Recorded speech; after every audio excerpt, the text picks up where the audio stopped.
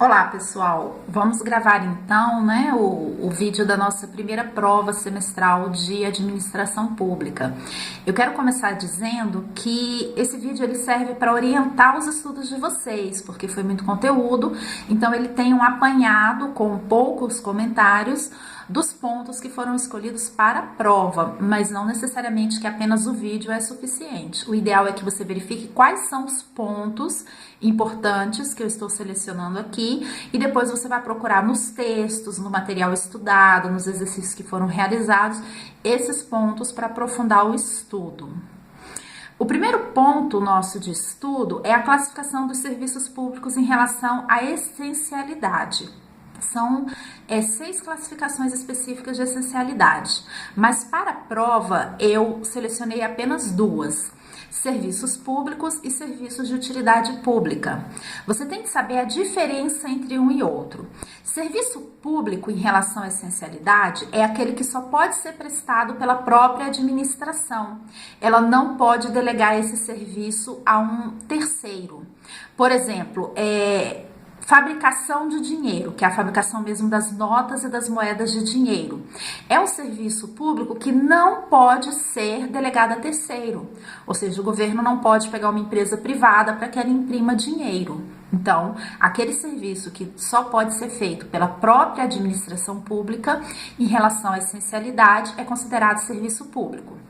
Serviço de utilidade pública é aquele serviço cuja responsabilidade é do Estado, ele mesmo pode prestar esse serviço ou ele pode delegar a um terceiro.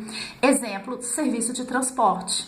O transporte público é um serviço cuja responsabilidade é do Estado, mas que ele terceiriza para empresas privadas. Então, aí você tem um serviço de utilidade pública.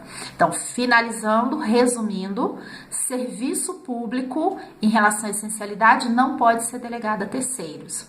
O serviço de utilidade pública, a responsabilidade de normatizar, de fiscalizar, de prestar o serviço à sociedade, continua sendo do Estado, mas ele pode delegar a terceiros. O nosso próximo ponto, administração direta e indireta. Administração direta, na escala federal, é Presidência da República e Ministérios, na escala estadual é Governadoria de Estado e Secretarias de Estados, na esfera municipal é Prefeitura e Secretarias Municipais. Administração indireta são entidades que de alguma forma estão ligadas à administração pública, mas que para efeitos de melhor administrar o serviço, a administração pública ela desvincula da administração direta. As entidades que a gente tem de administração indireta são fundações, autarquias, empresas públicas, sociedades de economia mista e paraestatais. Todas essas entidades estão lá no material de textos de vocês. É importante dar uma lida para diferenciar bem. Eu vou fazer apenas alguns breves comentários. Vocês têm que ir para a prova sabendo a diferença entre cada uma delas. Fundações. Fundações são entidades que prestam serviço que a iniciativa privada também presta, mas que são responsabilidade do Estado. Por isso, o Estado também oferece esse serviço por meio de fundações. Um exemplo, universidades. Ensino superior pode ser oferecido tanto pelo setor público quanto pelo setor privado. Então, todas as entidades que são as universidades federais, elas são fundações. Mas você também pode cursar uma faculdade e uma universidade privada pagando por isso. Então, por isso que as universidades federais se caracterizam como fundações. Repetindo, fundação é o tipo de entidade que presta um serviço para a sociedade público, que é de responsabilidade pública, mas esse serviço também pode ser prestado pela iniciativa privada. Já a autarquia não. A autarquia, ela presta um serviço que é responsabilidade do Estado e que somente o Estado pode prestar esse serviço. Aí ele não é explorado pela iniciativa privada. Então, é o caso da autarquia. Então, resumindo, fundação presta um tipo de serviço que tanto o setor público quanto a iniciativa privada pode prestar. A autarquia presta um serviço que só o setor público pode prestar. Exemplo, o Banco Central é uma autarquia. Por quê? Porque ele regula a economia, ele estabelece taxa básica de juros, ele imprime dinheiro e você não pode ter uma entidade privada que preste esse tipo de serviço. Portanto, é uma autarquia. Empresas públicas e sociedades de economia mista, no que diz respeito ao serviço que elas prestam, é a mesma coisa. Tanto uma empresa pública quanto uma sociedade de economia mista explora a iniciativa privada, prestando um serviço com o objetivo de ter lucro. Então, exemplo, Banco do Brasil. Banco do Brasil é uma sociedade de economia mista, porque é uma empresa como qualquer outra que opera no mercado com o objetivo de ter lucro. Então, tanto empresa pública quanto a sociedade de economia mista são empresas que têm o objetivo de ter lucro. Mas o que faz ser uma entidade da administração indireta? O capital social. Aí vem a diferença entre sociedade de economia mista e empresa pública. A empresa pública, 100% do capital pertence ao governo. Então, por exemplo, a Caixa Econômica Federal. A Caixa Econômica, 100% do capital social dela pertence ao governo federal. Ou seja, o governo federal é o único dono da Caixa Econômica Federal. Portanto, ela é uma empresa pública. Sociedade de economia mista é aquela onde parte do capital pertence ao poder público e a outra parte pertence à iniciativa privada. Banco do Brasil, Petrobras, são sociedades de economia mista. A maior parte do capital, ou seja, o dono que tem a maior parte da sociedade, por assim dizer, é o governo federal. Só que existe uma outra parte que está nas mãos da iniciativa privada. E, por último, as paraestatais. Paraestatais são pessoas jurídicas de direito privado que prestam um serviço para a sociedade que é do interesse do bem social e, por isso, elas recebem incentivos financeiros do governo para funcionar. Então, um exemplo de paraestatais é o Sistema S, SESI, SENAI, SEBRAE, não é? São paraestatais. Eles prestam um serviço que é do interesse da sociedade, são pessoas jurídicas de direito privado e que recebem um recurso financeiro do Estado para o seu suporte para continuar prestando esse serviço. Com isso, então, nós vamos para o próximo tópico de estudo. A diferença entre outorga e delegação de serviço público. Bem, a gente viu aqui, voltando, que em relação à essencialidade, os serviços podem ser públicos ou de utilidade pública, sendo que o de utilidade pública é aquele que pode ser delegado a terceiro. Então, é aqui que nasce a diferença entre outorga e delegação. O serviço público, a administração pública, melhor dizendo, pode passar esse serviço para que ele possa ser prestado para um terceiro. Então, na outorga, a titularidade do serviço público é transferida para uma autarquia, para uma empresa pública ou para uma sociedade de economia mista, que é criada para esse fim. Então, nesse caso, nós temos uma outorga. Na delegação, a titularidade é transferida para uma entidade de direito privado. E a responsabilidade de desempenhar o serviço, que vai desempenhar o serviço, mas não a sua titularidade.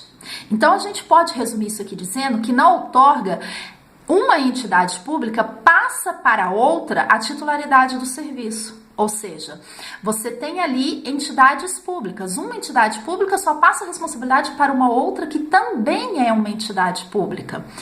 Exemplo disso é a questão da telefonia, fiscalizar a telefonia e a comunicação no Brasil. Isso daí é somente uma outra entidade pública pode fazer isso.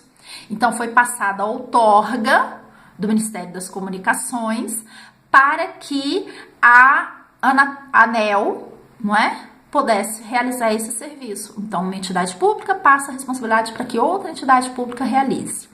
Na delegação, não. Na delegação, não é a titularidade do serviço, que é o poder de normatizar e de fiscalizar, mas somente o de prestar o serviço que é passado para um terceiro. E nesse caso, pode ser passado também para uma entidade privada. A delegação, ela pode ocorrer por meio de concessão, permissão ou autorização. Aconselho vocês que vejam a diferença entre esses tipos de delegação na apostila. Depois a gente falou sobre governança. Teve um item lá só sobre governança. Então vamos lá. Governança é sempre que você tem um conjunto de atores sociais trabalhando em torno de um objetivo. Então, quando eu digo atores sociais, são entidades públicas e entidades privadas. Então, governança, um exemplo de governança são as parcerias público-privada, onde você tem tanto entidades públicas quanto entidades privadas trabalhando em torno de um objetivo. Então, sempre que você forma uma rede de atores, uma rede de instituições, você passa a ter uma estrutura de governança. Agora, a diferença entre governança pública e corporativa. A governança corporativa, gente, ela não está focada em todos os atores sociais. Ela está focada só nos atores sociais internos. Como, por exemplo, em se tratando de uma empresa privada, na governança corporativa você vai falar dos acionistas, você vai falar dos gestores e dos funcionários. Então, são só stakeholders, são só atores internos da organização. Por isso que o nome fala governança corporativa. Então, você vai buscar, por exemplo, mecanismos para a transparência somente para os atores internos, para que o meu funcionário tenha conhecimento das coisas da organização, para que os meus acionistas tenham conhecimento das coisas da organização. Quando você fala de governança pública, aí você envolve todos os atores sociais, tanto os atores internos quanto os atores externos. Então, você envolve comunidade, você envolve sociedade, você envolve empresas, terceiro setor, entidades públicas dos mais diversos tipos. Aí você tem a governança pública. Então, repetindo, a diferença entre governança pública e corporativa é que na corporativa você só envolve os atores internos e na governança pública, atores internos e externos. Mas aconselho uma lida desse tópico na apostila. Licitação. Licitação é o meio, não é? Pelo qual a administração pública vai encontrar a proposta mais vantajosa para ela, sempre que ela vai comprar, que ela vai adquirir um serviço. Então, ela o faz por meio de licitação pública, que é regida pela Lei 866/90. A licitação pública sempre tem que existir, exceto em alguns casos que a própria lei estabelece, que vocês precisam estudar esses 3 casos específicos muito bem na apostila.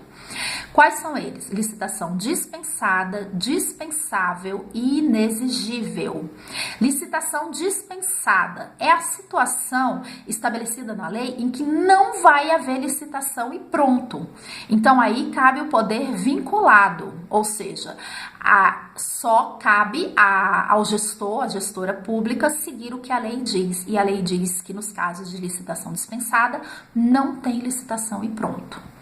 A licitação dispensável significa que pode haver ou não. É o gestor ou a gestora pública que vai decidir se faz ou não a licitação.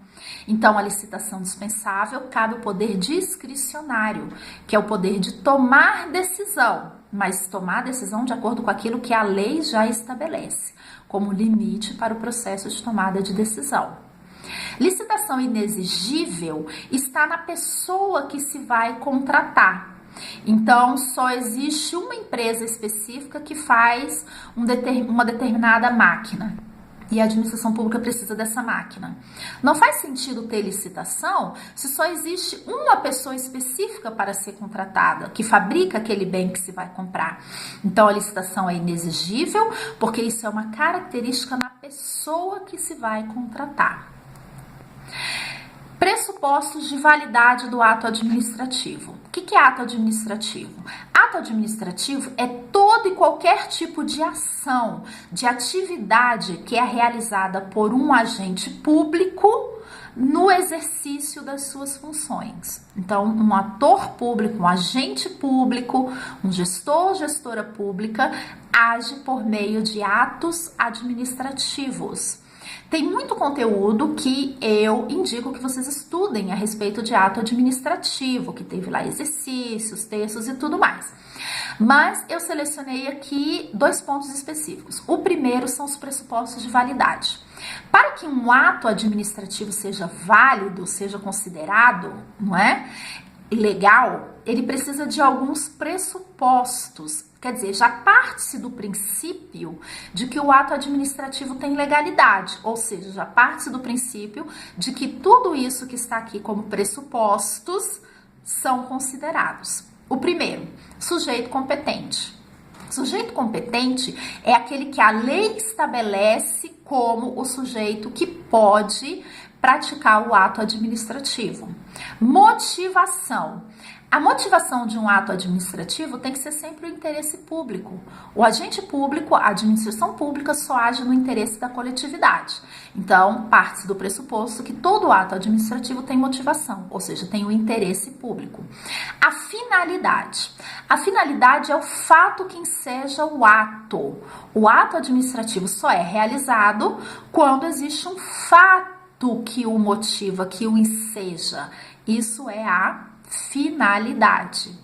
Por exemplo, a administração pública não vai sair tapando buraco na rua se não houver buraco. Então tem que acontecer o fato primeiro, né? A rua fica toda esburacada para que aí sim seja feito o ato administrativo de ir lá e tampar esses buracos. A motivação é diferente. Tampar esses buracos é do interesse de uma comunidade, é do interesse da sociedade, da coletividade? Então, esse ato tem motivação. Não é qualquer pessoa que pode assinar esse ato administrativo, somente aquele que a lei estabelece como o que tem o poder de realizar esse ato. Então, aí é o sujeito competente. E a forma? A forma está na legalidade. Um ato administrativo, ele pode cair por vício material ou por vício formal. O vício formal é quando o trâmite legal para que o ato seja realizado não é seguido. O material não. O material é quando a própria lei não vai embasar a realização daquele ato.